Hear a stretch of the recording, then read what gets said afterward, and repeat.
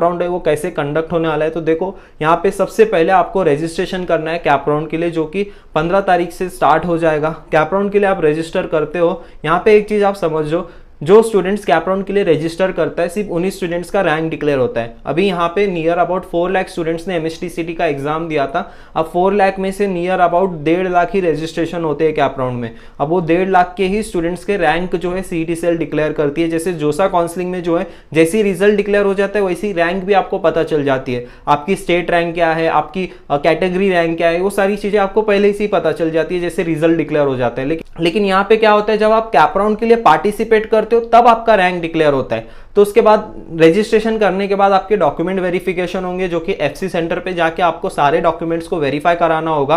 Then उसके बाद आपकी प्रोविजनल मेरिट लिस्ट डिक्लेयर होगी। अब प्रोविजनल मेरिट लिस्ट में आपके परसेंटाइल के अकॉर्डिंग आपको एक रैंक दिया जाएगा। ऑल ओवर महाराष्ट्र आपका क्या रैंक आया है, वहाँ पे आपके HSC के मार्क्स भी एंटर किए जाएंगे। आपके जो HSC के मार्क्स है उसके अकॉर्डिंग भी आपका रैंक जो है डिसाइड होता है। सपोज अगर वहाँ पे कुछ गलतियां होती है तो आप ग्रीवेंसेस के लिए अप्लाई कर सकते हो। तो उसके बाद एक फाइनल मेरिट लिस्ट डिक्लेयर हो जाती है, जहां पे आप सभी स्टूडेंट्स को all over Maharashtra state rank आपका क्या आया है, आपकी कैटेगरी रैंक क्या है, आपकी होम यूनिवर्सिटी रैंक क्या है, ये सारी चीजें जो है, अगर आप कोई गर्ल्स हो तो आपका क्या रैंक है, स्टेट में आपका क्या रैंक है, वो सारी चीजें जो है आपको फाइनल मेरिट लिस्ट में पता चल जाएगी। और जो आपका एडमिशन है वो आपके रैंक के बेसिस पे ही होता है। आपको कॉलेजेस में एडमिशन जो है आपके रैंक के बेसिस पे ही मिलता है, ठीक है। उसके बाद आपका कैप राउंड 1 स्टार्ट हो जाता है। कैप राउंड 1 मतलब कि option form filling. Option form filling में near about 300 to 350 choice filling आप कर सकते हो। कोई भी कॉलेजेस के कितने भी सारे ब्रांचेस रहने दो, सारे के सारे ब्रांचेस के लिए आप अप्लाई कर सकते हो। ये आपके ऊपर डिपेंड करता है। जो भी स्टूडेंट्स की लेस देन 8 लाख अगर एनुअल इनकम है, वो सारे के सारे स्टूडेंट्स TFWS के लिए भी अप्लाई कर सकते हैं।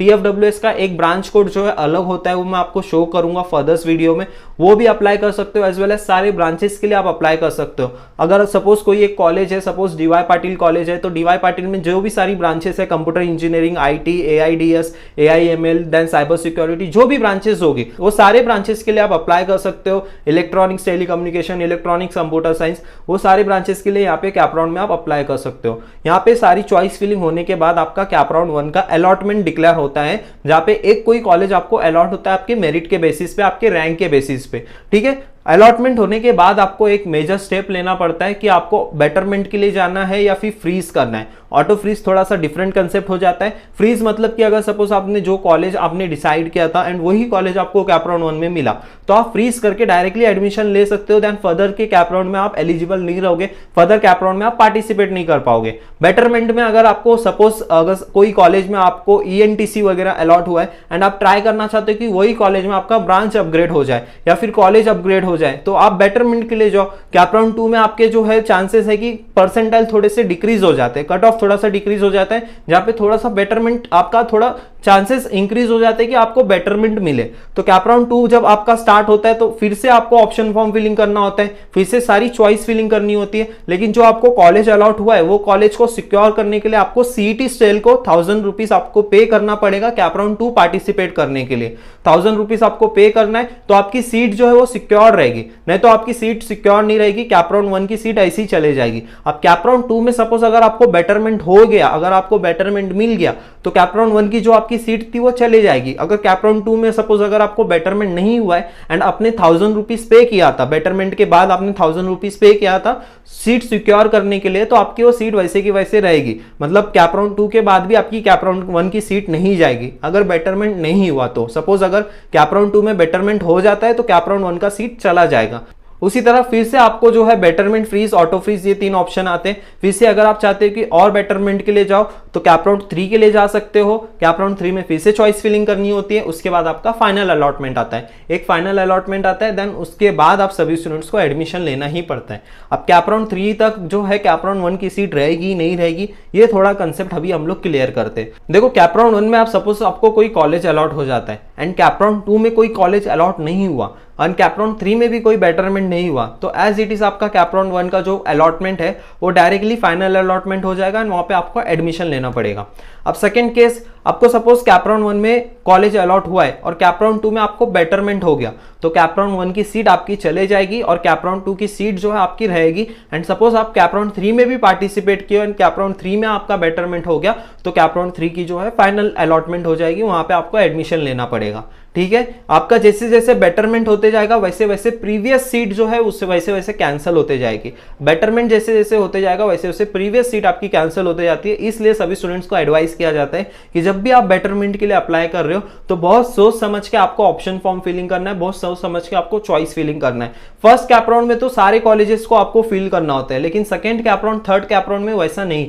सेकंड कैप राउंड के लिए कुछ अलग स्ट्रेटजी होती है, थर्ड कैप राउंड के लिए भी कुछ अलग स्ट्रेटजी होती है। बहुत ही स्पेसिफिक कॉलेजेस को सिलेक्ट करना होता है, बहुत ही स्पेसिफिक ब्रांचेस के लिए अप्लाई करना पड़ता है। अभी यहाँ पे फर्स्ट कैप राउंड में आपको पूरे के पूरे कॉलेजेस को डालना पड़ता है। मतलब आपके सपोज 80 परसेंटाइल आए तो 99 से लेके 70 परसेंटाइल तक सारे कॉलेजेस को आप डाल सकते हो। लेकिन कैप राउंड 2 में, कैप राउंड 3 में ये चीज आप नहीं फॉलो कर सकते। कैप राउंड 2, कैप राउंड 3 में अगर आपसे कुछ भी गलती हो जाती है तो आपको कोई गलत कॉलेज भी अलॉट हो सकता है, फिर उसके बाद वो कॉलेज चेंज नहीं हो सकता। तो कैप राउंड 2, कैप राउंड 3 बहुत ध्यान से फिल करना पड़ता है। इसके बाद जो है आपका स्पॉट राउंड का प्रोसेस होता है। एडमिशन कंफर्मेशन, जैसे ही फाइनल अलॉटमेंट आ गया एडमिशन कंफर्मेशन ले लेते हो, कैप राउंड यहाँ पे एंड हो जाता है। एंड होने के बाद देखो कुछ ऐसे स्टूडेंट्स होते हैं कैप राउंड 3 में या फिर कैप राउंड 2 में वहाँ पे जाके एडमिशन नहीं लेते, तो वो कॉलेज में वो सीट जो है वैकेंट हो जाती है। तो वैकेंट होने के बाद वो कॉलेज जो है वहाँ की वैकेंट सीट डिस्प्ले कर देती है। देन उसके बाद वहाँ पे वो वैकेंट सीट को फुलफिल करने के लिए कॉलेजेस स्पॉट राउंड कंडक्ट करवाता है, जो कि इंस्टीट्यूशनल राउंड, मैनेजमेंट राउंड से ये डिफरेंट है। स्पॉट राउंड मतलब थोड़ा सा डिफरेंट प्रोसेस होता है। स्पॉट राउंड में आपको ऑन द स्पॉट जाके एडमिशन लेना होता है। वहाँ पे आपको कॉलेज में जाना पड़ेगा, आपका जो मेरिट लिस्ट है वो आपको दिखाना पड़ेगा। देन आपका जो है एक कॉलेज मेरिट लिस्ट डिक्लेयर करेगा। अगर आपको वहाँ एडमिशन मिल रहा है तो कॉलेज वाले वो एडमिशन लेटर, कंफर्मेशन लेटर देंगे। वो लेटर आपको, अगर सपोज आपने कैप राउंड के थ्रू कोई कॉलेज में एडमिशन लिया है तो वो लेटर आपको वहां जाके देना है। तो वहां पे आपका जो भी आपने फीस पे की थी कुछ 5% डिडक्ट करके बाकी सारी फीस आपको रिफंड की जाएगी। देन स्पॉट राउंड में जो कॉलेज मिल रहा है वो कॉलेज में आप एडमिशन ले सकते हो। अब एक चीज यहाँ इंपॉर्टेंट है, अगर आपको स्पॉट राउंड के थ्रू कोई भी सीट मिलती है तो आपका जो एडमिशन है वो ओपन कैटेगरी में होगा ना। आपको 4 साल कोई भी स्कॉलरशिप में या फिर कोई भी आपको कास्ट कैटेगरी का बेनिफिट नहीं मिलने वाला है। आपको 4 साल ओपन कैटेगरी की फीस पे करनी है। ठीक है, आई होप ये पूरा कैप राउंड का प्रोसेस आपको समझ गया होगा।